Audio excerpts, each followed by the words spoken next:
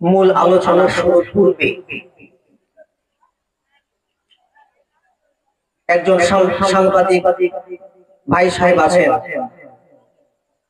আমি কোন রাজনৈতিক প্ল্যাটফর্ম থেকে আলোচনা নয়, একজন ভারতবর্ষের নাগরিক হিসাবে, পীরের তারিকাত হিসাবে, মুসলিম সমাজের নায়েব হিসাবে আমি ইসলাম ও মুসলিমের সাথে ভারত দেশের সাথে সামান্য অল্প দু লাইন সাংবাদিক ভাইয়ের উদ্দেশ্যে আমি দুটি কথা বলে আমি আমার বক্তব্য শুরু করব ইনশাআল্লাহ।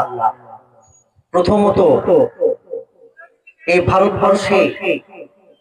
ভারতবর্ষকে স্বাধীনতা দেওয়ার জন্য মুসলিম উম্মাহ প্রাণ এবং রক্ত দিয়েছে, আমার পর্যন্ত রক্ত এবং প্রাণ দিবে ইনশাআল্লাহ। আমি সাংবাদিক ভাইয়ের উদ্দেশ্যে আমি কিছু কথা সংক্ষিপ্ত বিবরণ দিতে চাই। প্রথমত, এই বিজেপি এবং আরএসএস, আপনারা মনোযোগ সহকারে শুনবেন সাংবাদিক বৃন্দগণ।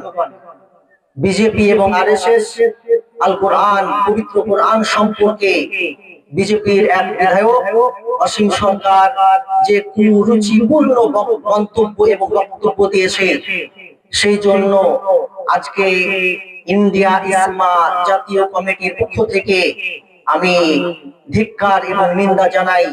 এই গ্রামবাসীর পক্ষ থেকে ধিক্কার এবং নিন্দা জানাই। আমাদের ওলামাদের সংগঠন, ভারতবর্ষের ওলামা সংগঠন ইন্ডিয়া সুন্নি মুসলিম অ্যাসোসিয়েশন, এই সংগঠন রাজনৈতিক কোনো প্ল্যাটফর্ম নয়, এটি হচ্ছে নিরপেক্ষ একজন ওলামাদের সংগঠন।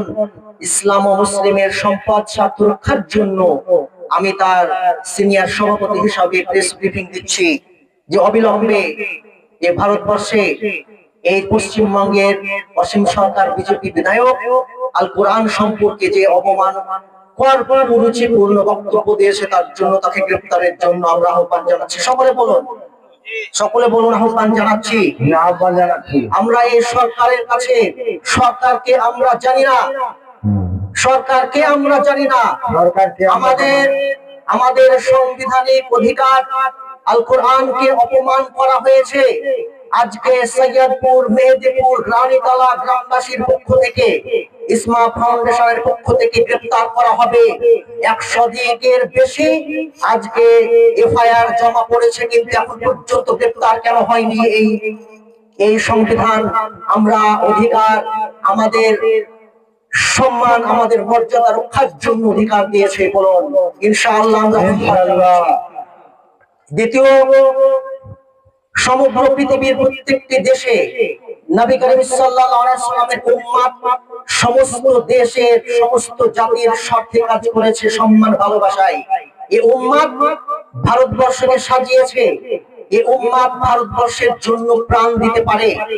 এই উম্মত ভারতবর্ষের সংবিধানকে সম্মান করে, কিয়ামত পর্যন্ত সম্মান করবে। নবী করিম সাল্লাল্লাহু আলাইহি ওয়াসাল্লাম ইরশাদ করেছেন, তোমরা যে দেশে বাস করবে সেই দেশের সংবিধানকে সম্মান করবে। তাই ভারতবর্ষের সংবিধান আমাদের সংবিধান, আমাদের দেশ, আমাদের সম্মান মর্যাদা রক্ষা করতেই হবে বিজেপি সরকারকে। বলুন ইনশাআল্লাহ। প্রতিবাদের সঙ্গে বলেন ইনশাআল্লাহ। তাই এসআইআর নাম করে, বাহানা করে যে সমস্ত ভোটার তালিকা থেকে নাম বাতিল করা হচ্ছে, তাদের নাম এসআইআর তালিকায় অন্তর্ভুক্ত করে ভোটার তালিকায় অধিকার দিতে হবে। বলুন ইনশাআল্লাহ। আমরা ইলেকশন কমিশনকে আমাদের অধিকার আদায়ের জন্য আহ্বান জানালাম। সাংবাদিকদের জন্য এটুকুই আমার প্রেস ব্রিফিং। এবার আমি আমার মূল আলোচনায় ফিরে আসি।